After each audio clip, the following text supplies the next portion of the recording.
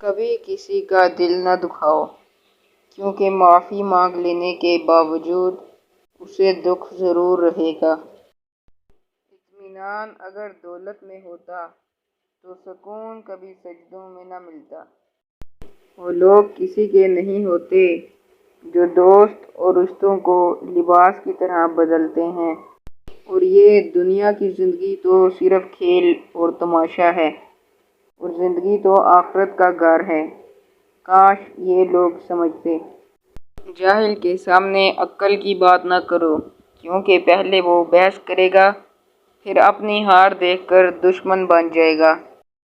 کسی سے اتنی توقعات وابستہ مت کیجیے کہ توقعات ٹوٹیں تو آپ خود بھی ساتھ ٹوٹ جائیں۔ جو اللہ کی ذات پر یقین رکھتا ہے وہ محبت اور معافی پر یقین نہ رکھے، ایسا ہونا منافقت ہے۔ محبت کرنا اور معاف کر دینا تو خدائی صفات ہیں۔ جو اس کی پرواہ نہیں کرتا کہ اس کا رزق کہاں سے آ رہا ہے، یعنی حلال و حرام کی تمیز نہیں کرتا، گویا وہ اس سے بے فکر ہے کہ اللہ اس کو کسی بھی دروازے سے جہنم میں داخل کر دے۔